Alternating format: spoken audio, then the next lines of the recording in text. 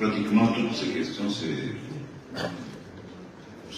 tournent vers les circonstances de la mort du regretté Chérifin. Envers la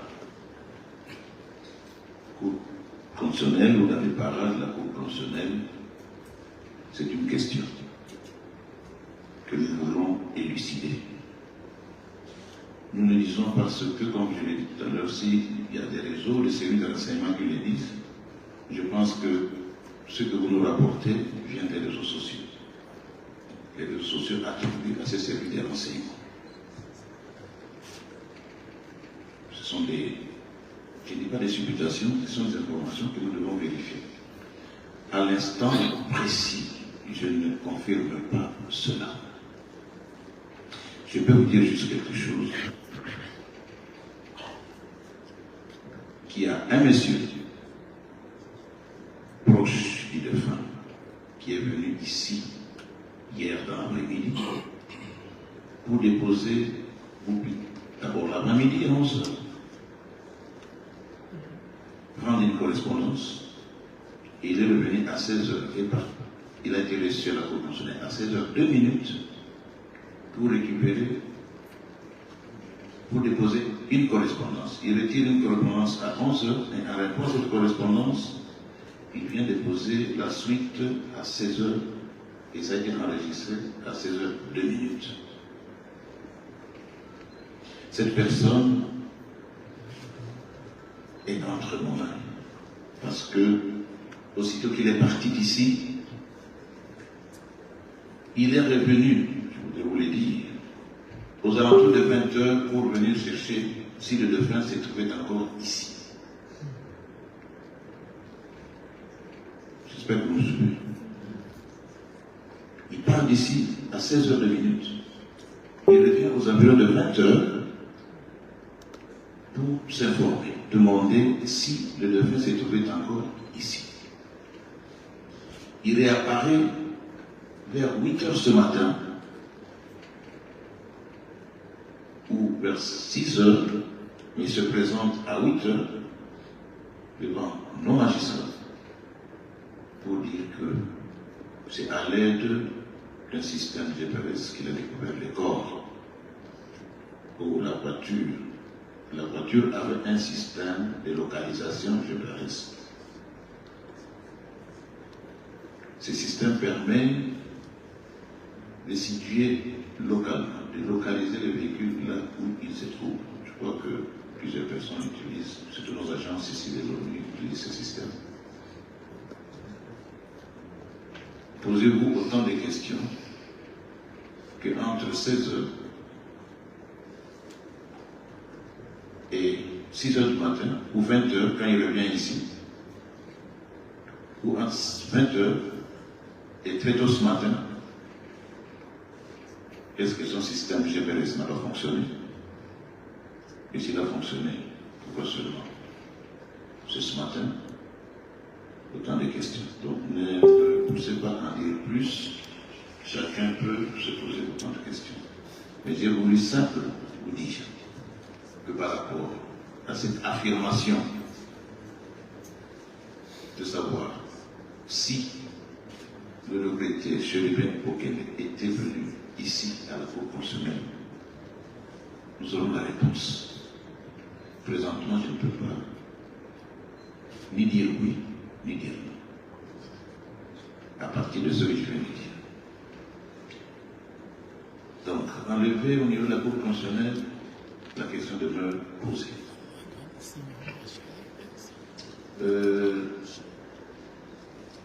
La personne suspecte, naturellement, vous avez deviné qu'il s'agit de ce monsieur-là, qui devrait nous donner autant d'informations. Monsieur, vous voulez connaître la position? Les circonstances, qu'est-ce qui a été prouvé aujourd'hui et en détail, qu'est-ce que vous avez vu? Qu'est-ce que vous avez compris? Je vous ai déjà dit, monsieur, qu'il était dans ce véhicule, la climatisation allumée parce que le moteur tournait encore. Je vous ai dit également qu'il était encore attaché à sa ceinture de sécurité. Je vous ai dit que la mort est venue par balle, qu'il y a une arme qui a été trouvée juste à la place des passagers. Et je voudrais vous dire aussi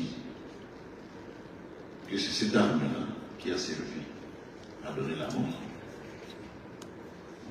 à une balle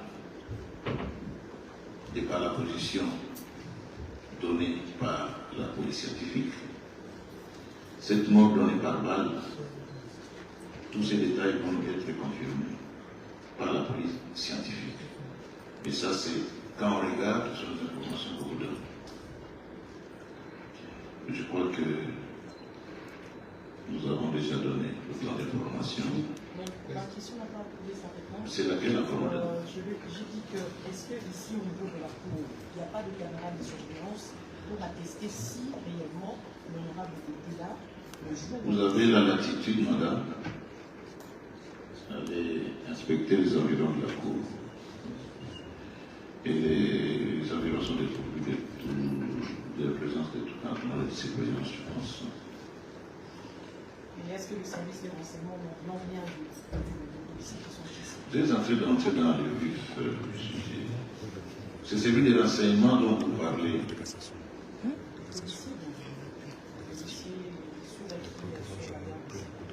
Mais justement, c'est-à-dire quoi?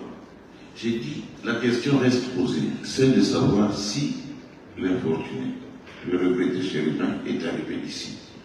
S'il était arrivé ici, et que nous avons cette certitude, je vous l'aurais dit, cela veut dire quoi? Que les investigations sont là pour aboutir à avoir la réponse claire et nette. Ça veut dire quoi? Que la personne qui dit l'avoir vu ici, toute personne, je n'en sais pas, toute personne qui aurait vu ou qui aurait une information certifiant la présence du défunt dans les environs ou ici devant la Cour constitutionnelle est invité à pouvoir venir nous donner cette information. Nous allons l'exploiter et pouvoir faire aboutir les investigations entreprises. Donc je crois que quand on parle des services de renseignement, ce sont les réseaux qui les disent. Interrogez-les. Confirmez-moi que tel monsieur de tel service vous a confirmé ceci ou cela. Nous allons pouvoir exploiter l'information. Vous dites? Petite question. Vous regardez seulement par là, monsieur. Afrique à plus, oui. Je suis déjà assez bon. J'en ai raconté. Oui, allez-y, monsieur. Vous regardez par là seulement. Une autre préoccupation. Allez-y rapidement. Une autre préoccupation des gens, pourquoi ne faites-vous pas du juge qui l'a provoqué de notre site? Pourquoi ne faites-vous pas du juge qui l'a invité ici dès notre sujet? Parce que les gens considèrent que le juge qui l'a invité ici l'aurait piégé. Pourquoi ne faites-vous pas de ce juge-là un renseignement? Je voudrais vous dire ceci. Et vous n'allez pas m'apprendre le travail que, bon, je ne vais pas aller dans les dialectiques ou dans les controverses. Pour vous donner toute l'information, parce que là, je crois qu'il n'y a pas de souci. Monsieur Boufeux, Chérubin Okendi, était déjà en pourparlers avec un juge pour qu'il puisse se rencontrer, donner quelques renseignements par rapport à ce qui lui était demandé. Ils se sont appelés. Ils ont communiqué par des messages. Et à un moment, ils se sont trouvés. Ils devaient se voir le jeudi. Un monsieur, celui-là, est venu récupérer la lettre d'invitation. Et le même monsieur est revenu pour déposer la réponse de feu Chérubin. Et vous voulez qu'à ce stade, nous puissions confirmer quelque chose. C'est l'information que je vous ai donnée. N'est-ce pas? Donc, toutes les pistes sont exploitées. Si monsieur ou le feu est arrivé, pourquoi ne serait-il pas monté? Si monsieur qui a amené le téléphone, ou plutôt qui a récupéré la réponse à 16 heures, quel a été son comportement? Il a retrouvé la Jeep en bas, il a dit qu'il est venu avec lui. Qu'est-ce qui s'est passé? Donnez le temps, je crois que le travail est en train de se faire. Pourquoi je vous donne rendez-vous dans quelques jours pour avoir plus de précision? Rien ne sera négligé. Alors, par là, pour une dernière question. Présentez-vous, s'il vous plaît. Je suis M. Kilebakou Kames, hebdomadaire de Poste. Hebdomadaire de Poste, oui. J'espère que vous confirmez, vous avez parlé des réseaux sociaux, est-ce que vous confirmez que l'invitation adressée à M. Chérubin était bien celle-ci qui dit qu'il devait venir pour étudier et rédiger un rapport sur la déclaration écrite relative à votre patrimoine après votre départ du gouvernement? C'est bien cela. Posez la question. C'est ça la question, c'est tout? Donc après, on n'a plus à parler. Oui. Terminez votre question. Ma question c'est, est-ce qu'il existe un précédent de ce genre? Est-ce qu'il y a des anciens du gouvernement qui ont déjà été invités ici pour ces mêmes motifs? Qui sont-ils? Voilà.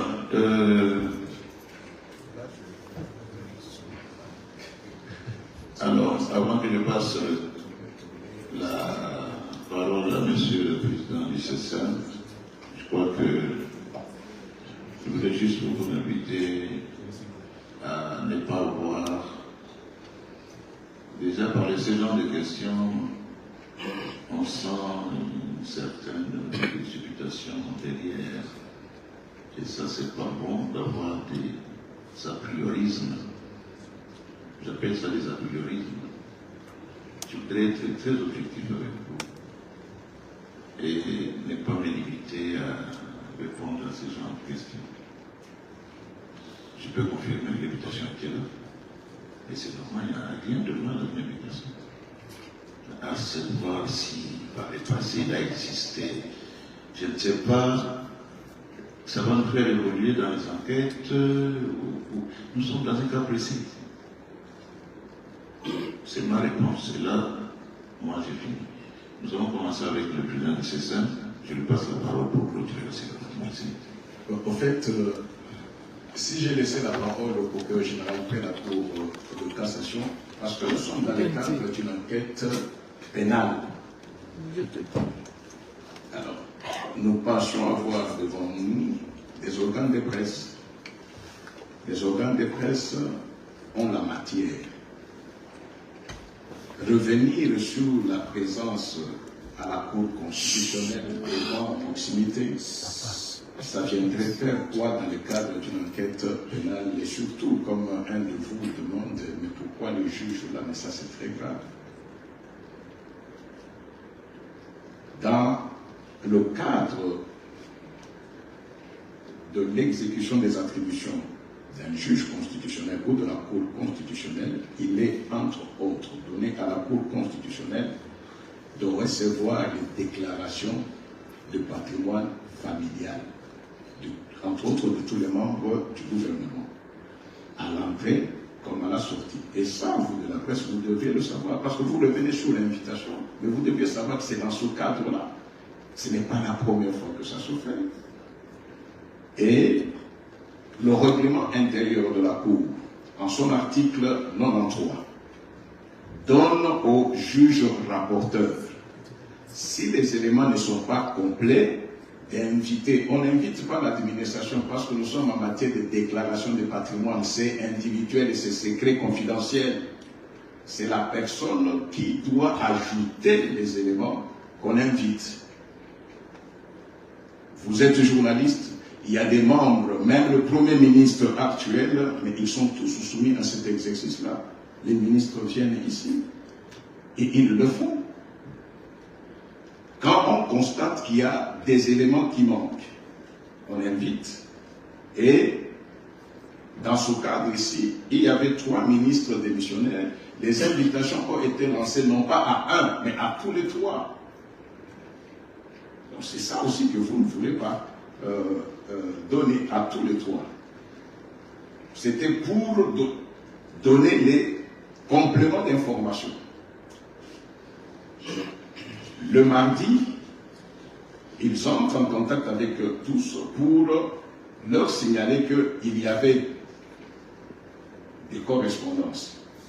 Quitte à ce que l'intéressé, c'est comme ça qu'on fait, quitte à ce que l'intéressé dise comment est-ce qu'il entrera en possession de cette correspondance. Il peut venir, il peut envoyer quelqu'un.